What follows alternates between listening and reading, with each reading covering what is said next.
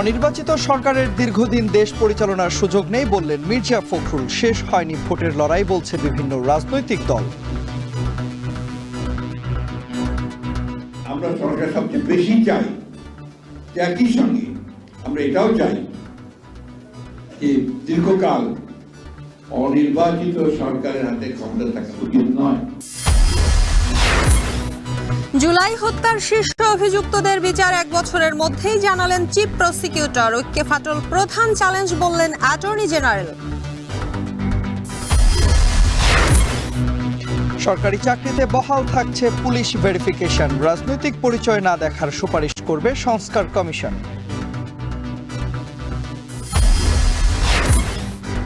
এবং অনির্দিষ্টকালে নৌ ধর্মঘটে বন্দরে বন্দরে আটকা লাখ লাখ টন পণ্য। চট্টগ্রাম সহ বিভিন্ন নৌ বন্দরের কার্যক্রমে স্থবিরতা।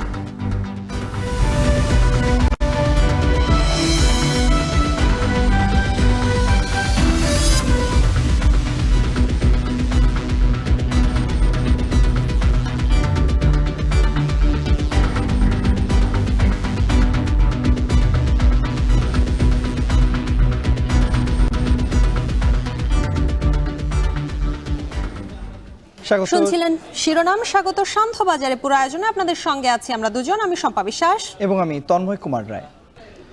সংস্কার একটি চলমান প্রক্রিয়া, এই কাজের জন্য নির্বাচন বন্ধ থাকতে পারে না বলে জানিয়েছেন বিএনপি মহাসচিব মির্জা ফখরুল ইসলাম আলমগীর। সকালে জাতীয় প্রেস ক্লাবে জাতীয় গণতান্ত্রিক পার্টি আয়োজিত এক আলোচনা সভায় তিনি একথা বলেন। এ সময় তিনি আরও বলেন, দীর্ঘদিন ধরে একটি অনির্বাচিত সরকার ক্ষমতায় থাকতে পারে না। তিনি বলেন, দেশ যে অস্থিতিশীলতা ও অস্থিরতা চলছে তা অনেকটা কমে যাবে যদি একটি নির্বাচিত সরকার ক্ষমতায় থাকে। সবচেয়ে মনে রাখতে হবে যে আপনাদের অন্তর্বর্তীকালীন সরকার, আপনাদের মূল দায়িত্ব হচ্ছে সংস্কার করতে চান, সংস্কার করবেন, সেই সঙ্গে একটা নির্বাচন করবেন যে নির্বাচনটা সকলের কাছে গ্রহণযোগ্য হবে। এটাই হচ্ছে এক প্রধান কাজ করে নির্বাচিত সরকারের হাতে ক্ষমতা হস্তান্তর করতে হবে। রাজনৈতিক দলগুলো আপনার প্রতিপক্ষ নয়, রাজনৈতিক দলগুলো আপনাদের সহযোগিতা করছে, সহযোগিতা করেই চলেছে। আপনারাই রাজনৈতিক দলগুলোর সঙ্গে কোনো কথাবার্তা বলছেন না, সহযোগিতা ওইভাবে করছেন না। খেলাফত মজলিসের সাধারণ পরিষদের অধিবেশনে যোগ দিয়ে বিভিন্ন রাজনৈতিক দলের নেতারা বললেন, স্বৈরাচারের পতন হলেও চালিয়ে যেতে হবে ভোটের অধিকার প্রতিষ্ঠার লড়াই। ফ্যাসিবাদের পুনর্বাসন ঠেকাতে রাজপথের ঐক্য ধরে রাখার উপরেও জোর দেন তারা। আরো জানাচ্ছেন মাঝারিমন। দীর্ঘ 15 বছর পর খোলা ময়দানে খেলাফত মজলিসের সাধারণ পরিষদের অধিবেশন। শনিবার সকালে দেশের বিভিন্ন অঞ্চল থেকে আসা দলটির নেতারা বিভেদ নয় ঐক্য, কল্যাণমূলক রাষ্ট্র এই স্লোগান নিয়ে একত্রিত হয় রাজধানীর সোহরাওয়ার্দী উদ্যানে। দলটির অধিবেশনে অতিথি হিসেবে যোগ দেয় বিএনপি, জামায়াতে ইসলামী, নাগরিক ঐক্য, গণ অধিকার পরিষদ ও ইসলামী আন্দোলন সহ বিভিন্ন রাজনৈতিক দলের প্রতিনিধি। অধিবেশন মঞ্চ রূপ নেয় বিভিন্ন দলমতের মিলন মেলায়। আয়োজনে অংশ নিয়ে আগামীর বাংলাদেশ বিনির্মাণে ইস্পাতদৃঢ় ঐক্য গঠনের আহ্বান জানান ইসলামী দলগুলোর নেতৃবৃন্দ। ফ্যাসিবাদের পুনর্বাসন ঠেকাতে রাজপথের ঐক্য ধরে রাখার কথাও বলেন বক্তারা। সকলকে উদাত্ত আহ্বান জানাতে চাই, ফ্যাসিবাদ এবং তার দোসরদেরকে বাংলাদেশের রাজনীতিতে পুনর্বাসন ঠেকানোর জন্য আমাদের গড়ে ওঠা ইস্পাত কঠিন রাজপথের ঐক্য ধরে রাখতে হবে। আমরা আলহামদুলিল্লাহ অনেকটাই পরামর্শ ভিত্তিক, অনেকটাই কিন্তু আমরা কাছাকাছি চলে এসেছি। আমরা দোয়া করি, দোয়া চাই, আমরা যেন সবাই একত্রিত হয়ে ইসলামের পক্ষে আমরা যেন একটা আওয়াজ তুলতে পারি। সভায় ভোটের অধিকার নিশ্চিত করার আন্দোলন চলমান থাকার কথা বলেন রাজনৈতিক দলের নেতারা। প্রশ্ন তুলেন গণহত্যার দায়ে অভিযুক্ত আওয়ামী লীগের রাজনীতি করার অধিকার নিয়ে। স্পষ্টভাবে বলতে চাই, গণহত্যার পরে বাংলাদেশে আওয়ামী লীগ রাজনীতি করতে পারবে না, আওয়ামী লীগকে নিষিদ্ধ করতে হবে। আন্দোলনের মধ্যে দিয়ে স্লোগান উঠেছিল, এই বাংলাদেশ চাই না, নতুন বাংলাদেশ চাই, নতুন বাংলাদেশ গড়বার লড়াই। যে ভোট কেড়ে নিয়েছিল, গণতন্ত্র কেড়ে নিয়েছিল, সেই গণতান্ত্রিক দেশ করতে চাই। ক্ষমতার সিঁড়ি হিসেবে ইসলামী দলগুলোকে সবসময় ব্যবহার করা হয়েছে বলে অভিযোগ করেন জামায়াতে ইসলামীর আমির ডাক্তার শফিকুর রহমান। একটা জিনিসই প্রয়োজন, ঐক্য। তারপরে কি ঐক্য, এরপরে কি ঐক্য। এর বাইরে যাওয়ার কোনো সুযোগ নেই। আর যেন আলিম উলামা ইসলামের দলগুলোর মাথার উপরে কেউ কাঁঠাল ভেঙে খেতে না পারে, সেই ব্যাপারে আমাদেরকে সজাগ হতে হবে, সোচ্চার হতে হবে। অধিবেশনে যোগ দিয়ে বিএনপি নেতারা বলেন, দীর্ঘ সময় আওয়ামী দুঃশাসনে আতঙ্কিত ছিল দেশের মানুষ। এ সময় আলোচনা হয় নির্বাচন পরবর্তী জাতীয় সরকার নিয়ে। যারা মানুষের ভোটাধিকার হরণ করেছিল, নির্যাতন করেছিল, গুম করেছিল, দেশের অর্থনীতি ধ্বংস করে দিয়েছিল, ব্যাংক বিমা সব লুটপাট করেছিল, তারা কিন্তু ষড়যন্ত্র করছে। এই ষড়যন্ত্র কিন্তু যে কোনো সময় ষড়যন্ত্র তারা আবার গরিবায় করতে পারে। বাংলাদেশের সকল নাগরিক বৃন্দ এক জায়গায় কিন্তু আমরা এক দেশের স্বাধীনতা এবং সার্বভৌমত্বের লক্ষ্যে আমাদের কোনো আপোষ আমরা করব না। এই লক্ষ্যে কিন্তু আমাদের সকল দলগুলো কিন্তু এক। দলমতের বিভেদ ভুলে কল্যাণকর বাংলাদেশ বিনির্মাণে ঐক্যবদ্ধভাবে সোচ্চার থাকার আহ্বান জানান খেলাফত মজলিসের আমির মাওলানা আব্দুল বাসিত আজাদ। দেশপ্রেমিক সকলকে আমরা উদাত্ত আহ্বান জানাচ্ছি যে আপনারা একমাত্র এক প্ল্যাটফর্মে দাঁড়িয়ে এই দেশকে, এই দেশের স্বাধীনতা, এই দেশের সার্বভৌমত্ব রক্ষায় এগিয়ে আসুন। সকলকে আমরা এক হওয়ার জন্য আহ্বান জানাচ্ছি। বিশেষ দোয়ার মাধ্যমে শেষ হয় দলটির সাধারণ পরিষদের দ্বাদশ অধিবেশনের কার্যক্রম। মাঝার ইমন, এখন, ঢাকা। গণহত্যার বিচার, সংস্কার ও নির্বাচন সরকারের প্রধান কাজ বলে জানালেন আইন উপদেষ্টা ডক্টর আসিফ নজরুল। বললেন, জুলাই গণহত্যার বিচার এমনভাবে করা হবে যাতে কেউ প্রশ্ন তুলতে না পারে। এদিকে আগামী 1 বছরের মধ্যে জুলাই গণহত্যার শীর্ষ অভিযুক্তদের বিচার কার্যক্রম শেষ করা হবে বলে জানিয়েছেন চিফ প্রসিকিউটর তাজুল ইসলাম। তবে ঐক্যে ফাটল বিচার কাজের প্রধান চ্যালেঞ্জ বলে মনে করেন অ্যাটর্নি জেনারেল। সকালে রাজধানীর কৃষিবিদ ইনস্টিটিউট মিলনায়তনে ফোরাম ফর বাংলাদেশ স্টাডিজ আয়োজিত সংলাপে দ্বিতীয় দিনে তারা এসব কথা বলেন। বিস্তারিত জানাচ্ছেন দেবরাজ দেব। ছাত্র জনতার আন্দোলনের মুখে ক্ষমতাচ্যুত আওয়ামী লীগের রয়েছে গণহত্যার মতো মানবতা বিরোধী অপরাধের অভিযোগ। নতুন সরকারের কাছেও সাধারণের প্রত্যাশা গণহত্যার সুষ্ঠু বিচার। দীর্ঘ 16 বছরের আওয়ামী কর্তৃত্ববাদী শাসনামলের পর নয়া বাস্তবতায় রাজনৈতিক দলগুলোর মধ্যে চলছে নানা ফোরামে আলোচনা। সেই ধারাবাহিকতায় 2 দিন ব্যাপী রাজধানীর খামারবাড়িতে বসেছে রাজনৈতিক দলগুলোর অংশীদারদের মধ্যে জাতীয় সংলাপ। শনিবার সংলাপের শেষ দিনের প্রথম ধাপের অধিবেশন শুরু হয় বেলা 10টায়, যেখানে উপস্থিত ছিলেন ছাত্র প্রতিনিধি, রাজনৈতিক দলের মুখপাত্র, সাংবাদিক, ভুক্তভোগী ও রাষ্ট্রের প্রধান আইনকর্তা এবং আইন উপদেষ্টা। আমরা কি প্রতিশোধ নিতে চাচ্ছি? দীর্ঘ 3.5 ঘন্টার আলোচনায় গুম খুন থেকে জুলাই গণহত্যায় বিচারের চ্যালেঞ্জ শীর্ষক অধিবেশনে উঠে আসে বিগত দিনের রাজনৈতিক প্রতিপক্ষের অসহায়ত্বের চিত্র। বক্তারা বিচার কার্যক্রমের গতি নিয়ে হতাশা প্রকাশ করেন। বলেন, রক্তের দায় শোধ না করলে ভবিষ্যতে কেউ আন্দোলনে নামবে না। প্রহসনের মাধ্যমে বিচার করে মানুষকে যখন ফাঁসি দেওয়া হলো, এই জুডিশিয়ারিকে ধ্বংস করে তারা তো বেশি সময় নেন নাই। আপনারা জনগণের ম্যান্ডেট নিয়ে কেন সময় নিচ্ছেন?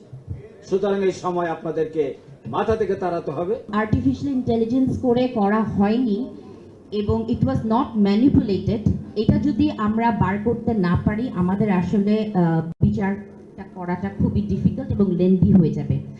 এই 1500 জনের মধ্যে বেশিরভাগ হচ্ছে বিএনপি এবং সমমনা দলগুলোর নেতাকর্মী। শুধুমাত্র কি এই কারণেই তালিকা প্রকাশ হচ্ছে না? বিচার না হওয়া পর্যন্ত কোনো কথা নাই, সংস্কার না হওয়া পর্যন্ত কোনো কথা নাই। একই কথা কিন্তু আমরা ফেসিবাদের আমলেও শুনেছি, উন্নয়ন আগে। আলোচনায় অংশ নিয়ে আন্তর্জাতিক অপরাধ ট্রাইব্যুনালের চিফ প্রসিকিউটর বলেন, বিচার কার্যক্রমে আন্তর্জাতিক মান ও স্বচ্ছতা বজায় রাখতে হবে। এ সময় অ্যাটর্নি জেনারেল বলেন, জুলাই গণহত্যার বিচারে প্রধান চ্যালেঞ্জ হচ্ছে ঐক্যে ফাটল। আমাদের প্রধান ফোকাস হচ্ছে গুম এবং মানবতা বিরোধী অপরাধ, গণহত্যা যে অপরাধ বাংলাদেশের মাটিতে হয়েছে, সেই অপরাধের যারা মাস্টার মাইন্ড, আমাদের প্রায়োরিটি হচ্ছে তাদের বিচার করা। এবং সেই ক্ষেত্রে আমরা হাজার হাজার মানুষের বিচার করতে পারবো না এবং আমরা সেই লক্ষ্যে অগ্রসর হচ্ছি না। জুলাই বিপ্লবে শহীদদের রক্তের বিনিময়ে যে চেতনায় উদ্বুদ্ধ হয়ে আমরা রাজপথে কাঁধে কাঁধ মিলিয়েছিলাম, সেই ঐক্য, সেই ইস্পাত কঠিন দৃঢ়তা, সেই ঐক্যে যে ফাটল ধরেছে, সেই ফাটলটাই প্রথম চ্যালেঞ্জ। সংলাপে প্রধান অতিথি ছিলেন সরকারের আইন উপদেষ্টা ডক্টর আসিফ নজরুল। তিনি জানান, আগামী বিজয় দিবসের মধ্যেই গণহত্যায় জড়িত শেখ হাসিনা সহ শীর্ষ নির্দেশদাতাদের বিচারিক কার্যক্রম শেষ করা হবে। তিনি আরো বলেন, গুম বিরোধী কনভেনশনে অন্য কোনো রাজনৈতিক দল সই না করলেও অন্তর্বর্তী সরকার তা করেছে। আমরা আগামী বিজয় দিবস গণহত্যাকারীদের শাস্তির রায় সেলিব্রেশনও করব এবং অন্যান্য সাকসেস উদযাপন করতে পারবো। গুম বিরোধী আন্তর্জাতিক কনভেনশন আমরা সাইন করব। নজরুল ভাই, স্বপন ভাইয়ের দল আসলে করতো না, কিন্তু আমরা করে দিয়েছি। গুম বিরোধী কেউ করবে না, জামাতও করবে না। এ সময় উপদেষ্টা বিডিআর বিদ্রোহে জেলে থাকা সৈনিকদের বিচার কার্যক্রমে সরকার কোনো হস্তক্ষেপ করছে না বলেও জানান। গণহত্যার বিচার, সংস্কার ও নির্বাচন অন্তর্বর্তী সরকারের প্রধান লক্ষ্য বলেও জানান আসিফ নজরুল। অন্তত 3টা বড় লক্ষ্য আছে, একটা হচ্ছে বিচার, একটা হচ্ছে সংস্কার, একটা হচ্ছে নির্বাচন। দেবরাজ দেব, এখন, Dhaka. Forum for Bangladesh studies আয়োজিত ঐক্য সংস্কার এবং নির্বাচন বিষয়ে রাজধানীর কৃষিবিদ ইনস্টিটিউশন মিলনায়তনে দ্বিতীয় দিনের সংলাপ চলছে। আমরা সরাসরি চলে যাচ্ছি সেখানে। সম্পর্কটাকে চালিয়ে যেতাম, এই কাঠামোর বাইরে অনেক কিছু ঘটে যাচ্ছে, যে কারণেই অনেক সময় এই কূটনৈতিক কাঠামো দিয়ে আপনারা যে প্রশ্ন তোলেন যে হচ্ছে না কেন, তার কারণ হচ্ছে যে আমাদের কাঠামো সীমিত, ঘটনা ঘটছে অনেক বড় জায়গাতে, কাজে সেটাকে সামলানো কিন্তু একটা বড় ধরনের চ্যালেঞ্জ। তো আমরা এই আগামী দিনগুলোতে, আজকে যে এই যে জুলাই বিপ্লবের পরে বা অভ্যুত্থানের পরে আমরা যে নতুন বাংলাদেশের স্বপ্নটা দেখছি, এই বাংলাদেশকে কিন্তু এখন আমরা ল্যান্ড করতে হচ্ছে এইরকম একটা এনভায়রনমেন্টে, এবং এখানে আমরা আমাদের অবস্থাটাকে আমরা ম্যানেজ করতে হবে। তো আমরা কি, আমাদের বাংলাদেশের অভিজ্ঞতা কী ছিল আমি সংক্ষেপ দিয়ে একটা বলি। আমরা এখানে গত 15 বছরের কথা বলছি।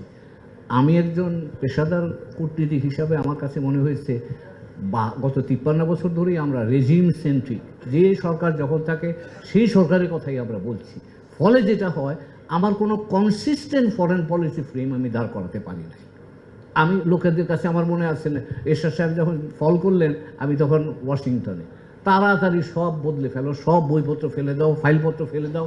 আরে তারা কি দাঁড়ালো, এত বছরের যে আমরা কাজ করলাম তার কিছুই আর অবশিষ্ট থাকলো না। লোকেরা জিজ্ঞেস করছে, তোমরা এটা ওই দিন বললে এটা, এখন বলছে এটা। সো ইনকনসিস্টেন্সি, মানুষ আমাদেরকে প্রশ্ন করে। আমাদেরও নিজেদের জন্যে আমাদের পররাষ্ট্রনীতিকে কনসিস্টেন্টলি সামনের দিকে নিয়ে যেতে আমাদের জন্য জটিলতা তৈরি হয়। আরেকটা জিনিস বলবো, আমরা সবসময় এটা বাংলাদেশের আমাদের নিজেদের পররাষ্ট্রনীতির ঘাটতি বলবো, আমাদের নীতি প্রক্রিয়ারই ঘাটতি।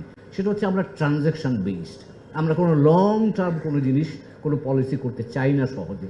পলিসি হয়তো থাকে, কিন্তু ইমপ্লিমেন্টেশন স্টাইলটা আমাদের হয় ট্রানজ্যাকশনাল। প্রত্যেকটা ঘটনা ভিত্তিতে আমরা যাই, ওখানে থেমে যাই, আরেকটা ঘটনা ঘটলে আবার একটা নিয়ে কাজ করি। কিন্তু পররাষ্ট্রনীতির ক্ষেত্রে যেটা বড় জিনিস, যেটা আলোচনা এসছে, জাতীয় স্বার্থ এমন একটা জিনিস যেটা সরকার বদলায় কিন্তু জাতীয় স্বার্থ বদলায় না। কারণ জাতীয় স্বার্থের মৌলিক জায়গাটা হচ্ছে জনগণের স্বার্থ, সকল মানুষ। ফোরাম ফর বাংলাদেশ স্টাডিজ আয়োজিত ঐক্য সংস্কার এবং নির্বাচন বিষয়ে রাজধানীর কৃষিবিদ ইনস্টিটিউশন মিলনায়তনে দ্বিতীয় দিনের সংলাপ চলছে। আমরা এতক্ষণ সরাসরি ছিলাম সেখানে। আরএফএল ওয়াটার পাম্পের অটো থার্মাল টেকনোলজি, যা বেশি হিটে নষ্ট হয় না, শতভাগ মসৃণ, ব্রাশ ইম্পেলার নিশ্চিত করে অধিক পানির flow. RFL water pump on করলে পানির তুফান। কোটা না মেধা, লাখো তরুণের কণ্ঠে উচ্চারিত স্লোগান। 17 বছরের শিক্ষা জীবন শেষে একটি সরকারি চাকরি পেতে রীতিমতো যুদ্ধে নামতে হয়েছে শিক্ষার্থীদের। কোটার দাপট শেষে যে কয়টি চাকরি বেঁচে থাকতো মেধাবীদের জন্য, তাতেও প্রয়োজন হতো রাজনৈতিক পরিচয়ের। আর বয়সসীমা পার হয়ে যাওয়ার পর অবশিষ্ট থাকতো বুক ভাঙা আর্তনাদ। শিক্ষার্থীরা বলছেন, রাজনীতিবিদরা পুলিশ ভেরিফিকেশনকে দলীয় কর্মী সংগ্রহের অস্ত্র হিসেবেই ব্যবহার করেছে। আব্দুল লতিফের ক্যামেরায় আরো জানাচ্ছেন আরিফ হোসেন। শিক্ষাজীবন শেষে একটি সরকারি চাকরির অপেক্ষা, দিনরাত এক পড়ার টেবিলে। একে একে সরকারি চাকরি পরীক্ষায় উত্তীর্ণ হতে শুরু করেছিলেন জগন্নাথ বিশ্ববিদ্যালয় থেকে অনার্স মাস্টার্স শেষ করা আলামিন। 1-2 করে 26টি ভাইবার জন্য ডাক পেলেও অজানা কারণে বারবার ছিটকে পড়ছিলেন তিনি। ভাইবার আগে যে ভেরিফিকেশনগুলো যেগুলো হয়, ওইগুলো আমার খুব ভালো পরীক্ষা এবং খুব ভালো ভাইবা দেওয়ার পরেও কেমন জানি হচ্ছিল না। তার ভিতরে উল্লেখযোগ্য ছিল 35 SI নিরস্ত্র এবং ডিজিএফের একটা চাকরি। এই দুইটা চাকরি আমি আশাবাদী ছিলাম। ভালো লিখিত ও মৌখিক পরীক্ষা দেওয়ার পরও কেন সরকারি চাকরি পাচ্ছিলেন না আলামিন, কারণ হিসেবে সামনে আসে ছাত্র দলের সংশ্লিষ্টতার কথা। প্রশাসন কেন্দ্রিক যেসব চাকরিগুলো ছিল, ওইসব চাকরিগুলোয় আমার কাছে মনে হইতেছিল যে ওরা অনেক বেশি কিছু জানতে চায়, যেমন আমার মাতৃকুল পিতৃকুল খুব ভালোভাবে জাজ করার চেষ্টা করতো বারবার। আমি আমার জায়গা থেকে আমি আমাকে ক্লিয়ার দিতাম। মেধা না রাজনীতি, সরকারি চাকরিতে কোনটি সবচেয়ে বেশি গুরুত্বপূর্ণ? অভিযোগ রয়েছে বিগত সরকারের সময় মেধার থেকে বেশি গুরুত্বপূর্ণ হয়ে উঠেছে রাজনীতি। কারণ পুলিশ ভেরিফিকেশনের নামে বিভিন্ন সময় অনেককে চাকরি থেকে বাদ দেওয়া হয়েছে, অনেকে মেধা থাকার পরও ছিটকে গিয়েছে সরকারি চাকরির দৌড়ে। আমরা চূড়ান্তভাবে সুপারিশ হওয়ার পরও পুলিশ ভেরিফিকেশনের কারণে আমরা আটকে যাচ্ছি। আমার মনে হয় এটা একটা রাজনৈতিক অস্ত্র হিসেবে ব্যবহার করা হয়। কোনো রাজনৈতিক সংশ্লিষ্টতার কারণে আটকায় যায়, তখন বিষয়টা আসলেই একজন স্টুডেন্টের জন্য হতাশা। ঢাকা বিশ্ববিদ্যালয়ের কেন্দ্রীয় লাইব্রেরি, পড়ার টেবিলে মুখ গুজে থাকা শিক্ষার্থীরা কি ভাবছে পুলিশ ভেরিফিকেশন নিয়ে? পরিশ্রম করে সে তার যোগ্যতা অনুযায়ী চাকরি পাবে, এটা সবচেয়ে ভালো হবে এবং ভাইভাতে কোনো পক্ষপাতিত্ব করা হবে না, সে যে দলেরই হোক। এটা অনেক ভালো একটা পদক্ষেপ। বৈষম্যটা দূর হোক, যে কোনো পরিচয় যে কোনো থাকুক না কেন, সেটা আমরা যেন অন্তত ভেরিফিকেশনটা যেন একদম মেধার ভিত্তিতে হয়। সাধারণত চাকরি, পাসপোর্ট, লাইসেন্স, বিভিন্ন গুরুত্বপূর্ণ স্থাপনা ব্যবহার বা অন্য কোনো প্রয়োজনীয় ক্ষেত্রে আবেদনকারীর দেয়া তথ্য সঠিক আছে কিনা যাচাই করার পাশাপাশি প্রার্থীর চারিত্রিক ও সামাজিক অবস্থান সম্পর্কে তথ্য যাচাই করতে পুলিশ ভেরিফিকেশন করা হয়। স্থানীয় থানার পুলিশ গোপনে বা প্রকাশ্যে প্রার্থীর উল্লিখিত ঠিকানায় সরজমিনে তদন্ত করে থাকেন। পুলিশের তথ্য অনুসারে ভেরিফিকেশনের সময় 21টি বিষয় যাচাই করা হয়। যে ব্যক্তি যে ঠিকানা দিয়েছেন সেটি ঠিক আছে কিনা, এটা একটা মূল বিষয়। দ্বিতীয়ত হলো যে তিনি তার নামে কোনো মামলা আছে কিনা, কোনো বড় ধরনের কোনো অভিযোগ আছে কিনা, সেটি দুই জায়গায় খতিয়ে দেখা প্রয়োজন। সেটি তার যেখানে স্থায়ী ঠিকানা, যেখানে বাসা সেটি, আর তিনি যেখানে পড়াশোনা করেছেন সেই জায়গাতে। এর বাইরে অন্য কিছু দেখতে যাওয়া মানেই হলো ওই ব্যক্তির মেধা কিংবা তার যোগ্যতাকে ছোট বা খাটো করে দেখা। পুলিশের সাম্প্রতিক কর্মকাণ্ডে বিব্রত বাংলাদেশ। গঠন হয়েছে পুলিশ সংস্কার কমিশন। কমিশন প্রধান বলছে পুলিশ ভেরিফিকেশনের সংশোধনীর জন্য সুপারিশ করবে তারা। নাম পরিচয়ের পাশাপাশি চাকরি প্রার্থী কোনো সাজাপ্রাপ্ত বা নৈতিক স্খলনের রেকর্ড রয়েছে কিনা পুলিশ ভেরিফিকেশনে এতটুকুই দেখা হবে। চাকরি প্রার্থীদের রাজনৈতিক পরিচয় না খোঁজার জন্য সুপারিশ করবে কমিশন। পুলিশ ভেরিফিকেশন থাকবে, তবে এইভাবে থাকবে যে পুলিশের যে দেখবো হলো যে প্রথমত হলো যে এনআইডি ঠিকানা ঠিক আছে কিনা, তার রাজনৈতিক পরিচয়, তার বাবার পরিচয় দেখার দরকার নাই। আর অতীতে নাকি শুনলাম যে ফুফা পর্যন্ত, মানে যারা খালু, মানে যারা দূরে আত্মীয় না, মানে অনেক বৈবাহিক সম্পর্কে দূরে থাকে অন্য জায়গায়, তাদেরকেও খোঁজ করা হতো আর কি।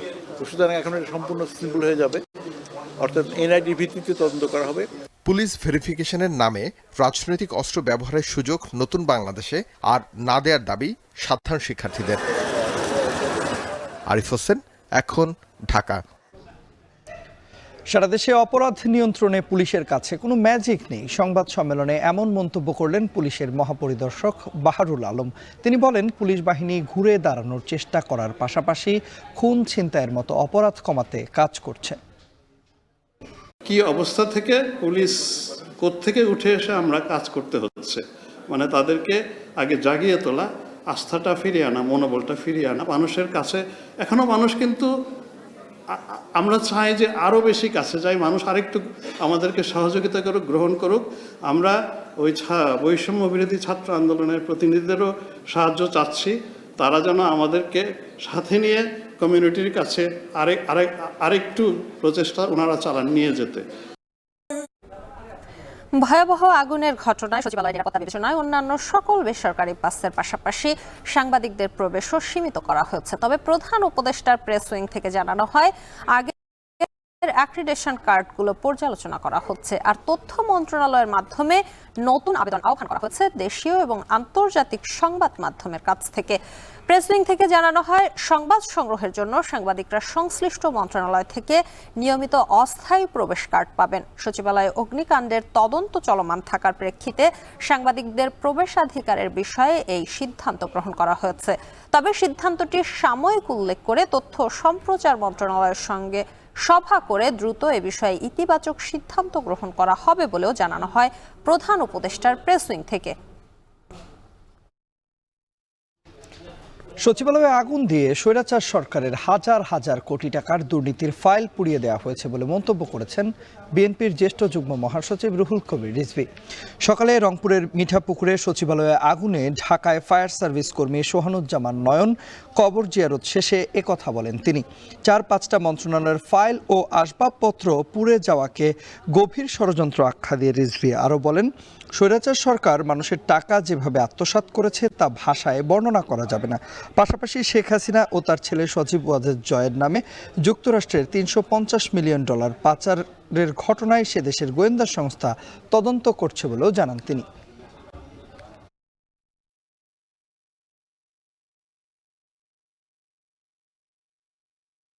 স্থানীয় সরকার এবং ডাক্তার মিনিস্ট্রি এগুলোর গুরুত্বপূর্ণ ফাইল পুড়িয়ে দেওয়া।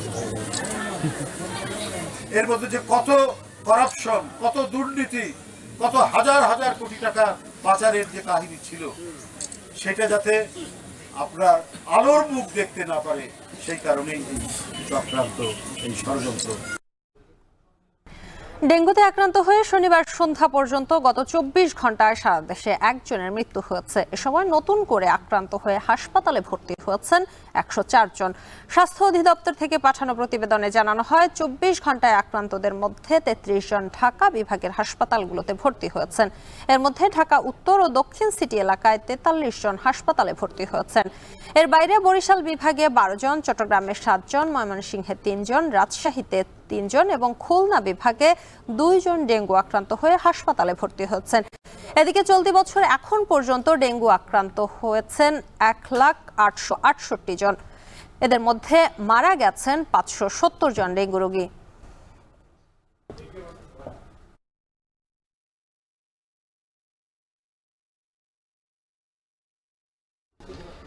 জুলাই আগস্টে বৈষম্য বিরোধী ছাত্র আন্দোলনের সঙ্গে একাত্মতা জানিয়ে বিক্ষোভ মিছিল করে আটক হওয়া 186 জন আরব আমিরাতে ফেরত প্রবাসীকে 50,000 টাকা করে আর্থিক সহায়তা দিয়েছে প্রবাসী কল্যাণ ও বৈদেশিক কর্মসংস্থান মন্ত্রণালয়। শনিবার প্রবাসী কল্যাণ ভবনে প্রবাসীদের চেক হস্তান্তর করা হয়।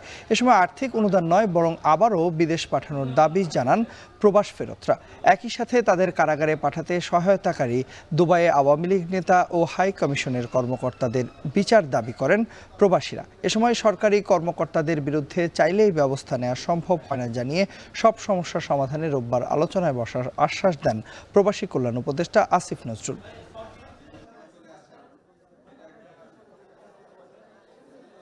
কোনো কূটনীতিকের আচরণ ছিল খুবই শত্রুভাবাপন্ন।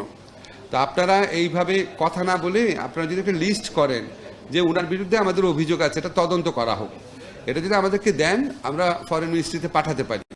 মুখের কথায় তো ভাই একটা সরকারি কর্মকর্তার বিরুদ্ধে ব্যবস্থা নেওয়া যায় না। আপনারা একটা সুন্দর একটা চিঠি ড্রাফট করে দরকার হলে আমাদের সাহায্য নেন, আমাদেরকে দেন, আমরা পররাষ্ট্র মন্ত্রণালয়ে দিব। আমি মনে করি আপনাদের এই বিপদের সময় যদি কেউ আপনাদেরকে সাহায্য এবং সেবা দেওয়ার পরিবর্তে যদি কেউ শত্রুতামূলক আচরণ করে থাকে, শুধু তার চাকরির ক্ষেত্রে না, তার আসলে বিচার হওয়া উচিত।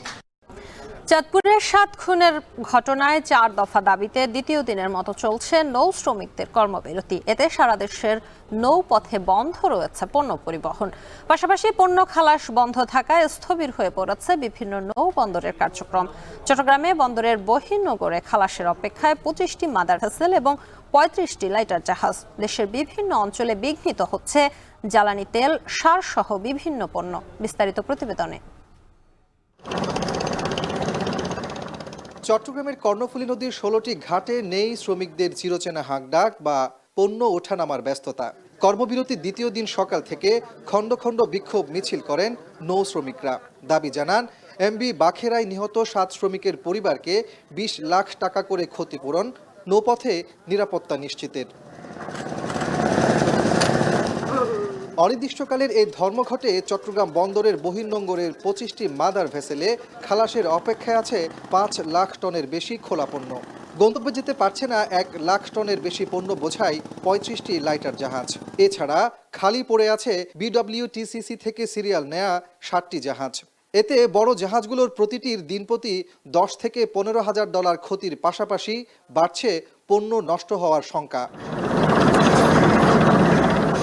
এদিকে ধর্মঘটে দ্বিতীয় দিনেও সরকারের পক্ষ থেকে কোনো যোগাযোগ করা হয়নি জানান নৌযান শ্রমিকরা। 2 দিন পর্যন্ত এই কাজ অবরোধ হয়ে রয়েছে। এখানে আমাদের এখানে অন্তত 2000 শ্রমিকের কাজ নষ্ট হইতেছে। দ্রুত এটা ফয়সালা করে আমাদের কাজ চালু করার ব্যবস্থা করে দেন। যশোরেও অনির্দিষ্টকালের কর্মবিরতিতে আটকে আছে বিভিন্ন পণ্যবাহী 3 শতাধিক জাহাজ। বন্ধ রয়েছে বন্দরের অন্যান্য কার্যক্রমও। এমন অবস্থায় বিপাকে পড়েছেন শত শত ট্রাক চালক, শ্রমিক ও ব্যবসায়ীরা। আমাদের যে কোনো জায়গায় হামলা করে, যে কোনো ইস্যু, আমরা যে রাত নাই দিন নাই আমরা চলাচল করতে আমাদের কোনো নিরাপদ নাই। আমাদের জানের মালের কোনো নিরাপত্তা নাই। আমাদের ভাইদেরকে 7টা মার্ডার চাঁদপুরে খুন করা হয়েছে। আমরা এর সুস্থ তদন্ত, সুস্থ বিচার যত সময় না হচ্ছে তত সময় আমরা অনির্দিষ্টকালের জন্য কর্মবিরতি পালন করব। দ্বিতীয় দিনের কর্মবিরতিতে স্থবির সিরাজগঞ্জের বাঘাবাড়ি নৌবন্দরও। বন্ধ রয়েছে সকল প্রকার পণ্যবাহী জাহাজ চলাচল, পণ্য ওঠানামা সহ বন্দরের সকল কার্যক্রম। এতে বন্ধ রয়েছে উত্তরাঞ্চলের 16 জেলায় জ্বালানি তেল, সার সহ বিভিন্ন পণ্য সরবরাহ। কর্মবিরতি চলার কারণে ডেইলি লেবার যারা কাজ করে, খেটে খাওয়া মানুষ, তাদের কোনো কাজকর্ম নাই, তারা খুব বিপদে আছে। কোনো জাহাজ এখানে আসতেছে না, এখান থেকে কোনো পণ্য খালাস হচ্ছে না। এর জন্য আমাদের এজাদারদেরও অনেক ক্ষতি হচ্ছে। যত সময় পর্যন্ত আমাদের এই 4টা দাবির মধ্যে এর ফয়সালা না দিবে এত সময় পর্যন্ত আমাদের এই কর্মবিরতি অব্যাহত থাকবে। অন্যদিকে মোংলা বন্দরে আগে থেকে আসা 13টি জাহাজ থেকে ধীরগতিতে পণ্য খালাস কার্যক্রম চললেও নতুন করে বন্দরে আসছে না কোনো জাহাজ। এর আগে শুক্রবার মধ্যরাত থেকে অনির্দিষ্টকালের কর্মবিরতি শুরু করেন নৌ শ্রমিকরা। কাজী মাহফুজ, এখন। 4 বছর পর আবারও শুরু হচ্ছে জাহাজ রপ্তানি। জানুয়ারিতে এই রায়ান নামের একটি জাহাজ আমিরাতে পাঠাচ্ছে ওয়েস্টার্ন মেরিন শিপইয়ার্ড। 2025 সালে আরও 4টি ফেরি, 2টি টাগবোট, অয়েল ট্যাঙ্কার সহ $7 মিলিয়ন 7টি জাহাজ রপ্তানি করবে এই প্রতিষ্ঠানটি। এছাড়া ফেরি, কার্গো শিপ সহ ইউরোপ ও মধ্যপ্রাচ্যের বিভিন্ন দেশ থেকে জাহাজ নির্মাণের অর্ডার পাচ্ছে ওয়েস্টার্ন মেরিন। হাজারা শিউলির প্রতিবেদনে দেখুন বিস্তারিত। বৈশ্বিক মন্দা ও কোভিডের ধাক্কায় গেল কয়েক বছরে জাহাজ রফতানিতে ভাটা পড়ে। আগের দেয়া ক্রয়াদেশও ফিরিয়ে নেয় অনেক ক্রেতা প্রতিষ্ঠান। এতে চরম সংকটে পড়েন দেশীয় জাহাজ নির্মাতারা। ব্যাংকের দায় দেনা ও লোকসানে টিকে থাকা কঠিন হয়ে পড়ে। তবে আবারও ফিরছে সুদিন। বিশ্ব অর্থনীতিতে ফিরেছে স্থিতিশীলতা। সেই সঙ্গে কার্বন মুক্ত নিরাপদ নৌ চলাচলের জন্য পুরানো সব জাহাজ স্ক্র্যাপ করতে হচ্ছে জাহাজ মালিকদের। তাই বেড়েছে নতুন জাহাজের চাহিদা। দীর্ঘ 4 বছর পর আবার রফতানি শুরু করেছে শীর্ষ জাহাজ নির্মাতা প্রতিষ্ঠান ওয়েস্টার্ন মেরিন শিপইয়ার্ড। সংযুক্ত আরব আমিরাতের প্রতিষ্ঠান মারওয়ান শিপিং এর সঙ্গে গেল বছর $7 মিলিয়ন মূল্যের 8টি জাহাজ রফতানির চুক্তি করে ওয়েস্টার্ন মেরিন। ইতোমধ্যে রায়ান নামের একটি জাহাজ প্রস্তুত। রফতানি হবে জানুয়ারিতে। 4টি ল্যান্ডিং ক্রাফট, 2টি টাগবোট ও 2টি অয়েল ট্যাঙ্কার 2025 সালের মধ্যে রফতানি করা হবে। মান ভালো ও দাম সাশ্রয়ী হওয়ায় বাংলাদেশি জাহাজের প্রতি ঝুঁকছে বিদেশি জাহাজের ক্রেতারা। ইউরোপ, মিডল ইস্ট এবং অন্যান্য দেশে আমরা বিজনেস সিকিং করতেছি, চেষ্টা করতেছি এবং আমরা আশা করি আমরা পাবো। বিকজ একটা জিনিস আমি বলি, সেটা হলো by far we are the most economic destination for glass vessels. ইতোমধ্যে ফেরি, কার্গো শিপ সহ ইউরোপ ও মধ্যপ্রাচ্যের বিভিন্ন দেশ থেকে জাহাজ নির্মাণের অর্ডার পাচ্ছে ওয়েস্টার্ন মেরিন। ব্যাংক থেকে স্বল্প সুদে ঋণ পেলে $1 বিলিয়ন রফতানি আয় সম্ভব বলে মনে করেন ওয়েস্টার্ন মেরিনের এই শীর্ষ কর্মকর্তা। হাই ইন্টারেস্ট রেটে আমরা অন্য কারোর সাথে কম্পিট করা খুব ডিফিকাল্ট। আমরা চাবো সরকারের কাছে যে 4.5% যে লোনটার কথা ওনারা বিবেচনা করেছে এবং একটা ফান্ড ক্রিয়েটও করেছিল, ওইটা যেন ইমপ্লিমেন্টেশন করে আর কি। সাগর দূষণমুক্ত রাখতে আগামীতে চলবে না কোনো কার্বন নিঃসরণকারী জাহাজ। কয়েক বছরেই স্ক্র্যাপ হবে 15,000-এর মতো জাহাজ। তাই বাংলাদেশি জাহাজ নির্মাণ শিল্পের ভবিষ্যৎ উজ্জ্বল বলে মনে করেন নাবিকরা। এতে শুধু রফতানি আয় নয়, বিপুল সংখ্যক দক্ষ কর্মীও রফতানি সম্ভব হবে। এই শিল্পে দুটো কাজ করে। একটা কাজ হলো ফরেন কারেন্সি আর্ন করে। এই শিল্পে কিন্তু আবার আপনার টেকনোক্রেট বিল্ড আপ করে। যারা এই শিপ বিল্ডিংয়ের সাথে জড়িত, এই ধরনের একটা বিরাট বড় একটা টেকনোলজিক্যাল গ্রুপকে ওরা বিল্ড আপ করে। এই গ্রুপগুলি দেখেন আবার রিএক্সপোর্ট হয় কোথায়? সিঙ্গাপুরে আপনারা দেখেন 75% আমাদের যারা শিপ বিল্ডিং ওয়ার্কার সব কিন্তু এই ওয়েস্টার্ন মেরিন এবং বাংলাদেশের শিপ বিল্ডিং থেকেই প্রশিক্ষণ প্রাপ্ত। 2008 সাল থেকে বাংলাদেশ মোট 44টি জাহাজ রফতানি করেছে। এর মধ্যে এককভাবে 33টি জাহাজ রফতানি করেছে ওয়েস্টার্ন মেরিন। বিপরীতে রফতানি আয় হয়েছে $100 মিলিয়ন। হাজেরা শিউলি, এখন চট্টগ্রাম। নদী বাঁচাতে প্রয়োজনে দু একটি শিল্প কারখানা বন্ধ করে দেওয়া হবে বলে হুঁশিয়ারি দিয়েছেন পরিবেশ, বন ও জলবায়ু মন্ত্রণালয়ের উপদেষ্টা সৈয়দা রিজওয়ানা হাসান। দুপুরে গাজীপুরের পিটিআই অডিটোরিয়ামে নদী বাঁচাতে যুব সম্মেলনের প্রধান অতিথির বক্তব্যে তিনি কথা বলেন। এ সময় উপদেষ্টা আরও বলেন, তালিকা করে পরিবেশ দূষণকারীদের চিহ্নিত করা হচ্ছে। পাশাপাশি 5 আগস্টের পর গাজীপুরে অবৈধভাবে দখল হওয়া 88 একর বনভূমি উদ্ধারে অভিযান চালানো হবে বলেও জানান তিনি। বাংলাদেশ রিভার ফাউন্ডেশন, প্রকৃতি ও জীবন ফাউন্ডেশন এবং বাংলাদেশ নদী পরিব্রাজক দলের সমন্বয়ে আয়োজিত এই যুব সম্মেলনে বিভিন্ন স্কুল, কলেজ, বিশ্ববিদ্যালয়ের তরুণ শিক্ষার্থী এবং প্রতিনিধিরা অংশ নেন। সম্মেলনে পরিবেশ সমস্যা, বনভূমি দখল এবং নদী দূষণ নিয়ে মতামত দেন তারা।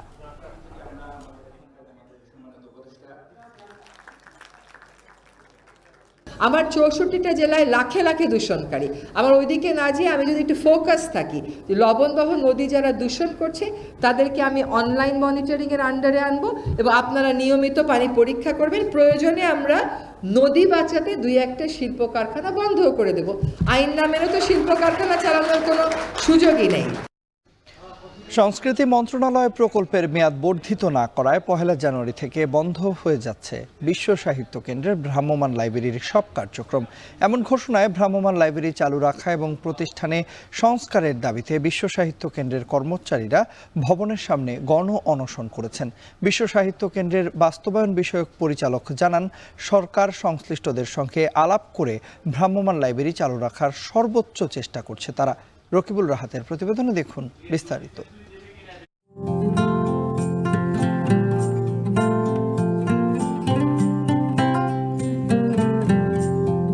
আলোকিত মানুষ চাই প্রতিপাদ্য নিয়ে ঘুরে ঘুরে পাঠকের হাতে বই পৌঁছে দিতে এবং পাঠাভ্যাস বাড়াতে বিশ্ব সাহিত্য কেন্দ্রের নিজস্ব উদ্যোগে 1999 সালে যাত্রা শুরু হয় ভ্রাম্যমাণ লাইব্রেরির।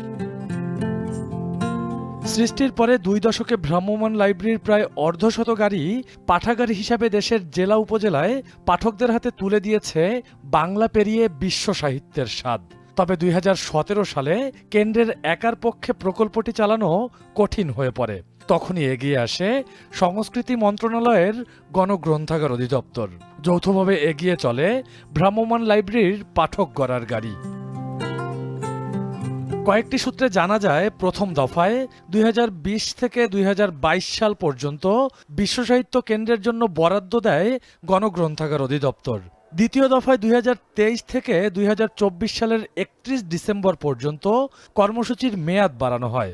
তবে মেয়াদের সময় ছুঁই ছুঁই হলেও নতুন বরাদ্দের হদিস নেই। এজন্য ভ্রাম্যমাণ লাইব্রেরির কার্যক্রম বন্ধ করার সিদ্ধান্ত নিয়েছে বিশ্ব সাহিত্য কেন্দ্র। এমন ঘোষণায় ভ্রাম্যমাণ লাইব্রেরির পাঠকেরা হতাশ। সামাজিক যোগাযোগ মাধ্যম এবং চিঠির মাধ্যমে এই কার্যক্রম অব্যাহত রাখার দাবি জানাচ্ছেন তারা। অনশনে বসেছেন ভ্রাম্যমাণ লাইব্রেরির লাইব্রেরিয়ান ও কর্মচারীরাও। ভ্রাম্যমাণ লাইব্রেরি বিশ্ব সাহিত্য কেন্দ্র কেন বন্ধ করবে? বিশ্ব সাহিত্য কেন্দ্র শুরু করেছে, এটা সরকারের সরকারের দোহাই দেওয়ার এখন এখানে কোনো সুযোগই নাই। ফেসবুকে অনেক পাঠক অনেক আবেগপ্রবণ পোস্ট দিচ্ছে যে ভ্রাম্যমাণ লাইব্রেরি ছাড়া তারা ডিসেম্বর কিভাবে চলবে। ভ্রাম্যমাণ লাইব্রেরির মাঠ পর্যায়ে যাদের সাথে বইয়ের এবং পাঠকদের সরাসরি সম্পর্ক, তাদেরকে বাদ দেওয়ার জন্য অত্যন্ত ষড়যন্ত্রমূলকভাবে 31 তারিখ এই কার্যক্রমটা বন্ধ করার একটা সিদ্ধান্ত তারা নিয়ে নিয়েছে।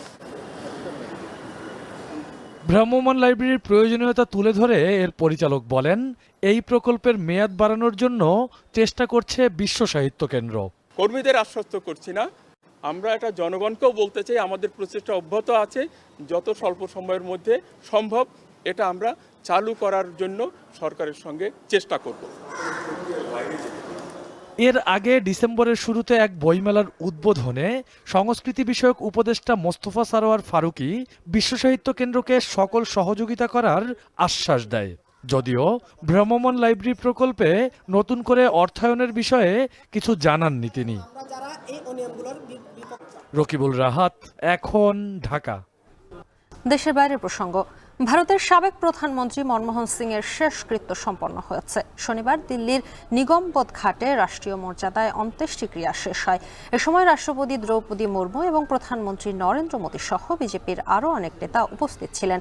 এছাড়াও উপস্থিত ছিলেন সোনিয়া গান্ধী, রাহুল গান্ধী, প্রিয়াঙ্কা গান্ধী সহ কংগ্রেসের অন্যান্য নেতা সহ বিভিন্ন রাজনৈতিক দলের নেতারা শেষ শ্রদ্ধা জানিয়েছেন।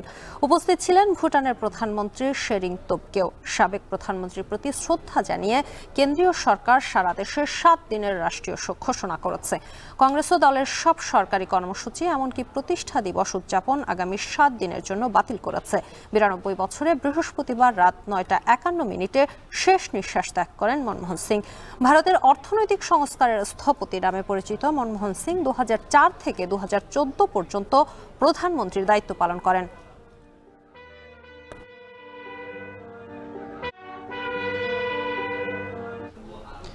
বিপিএলে নিজেকে তারকা মানতে নারাজ পাকিস্তানি পেসার শাহিন আফ্রিদি।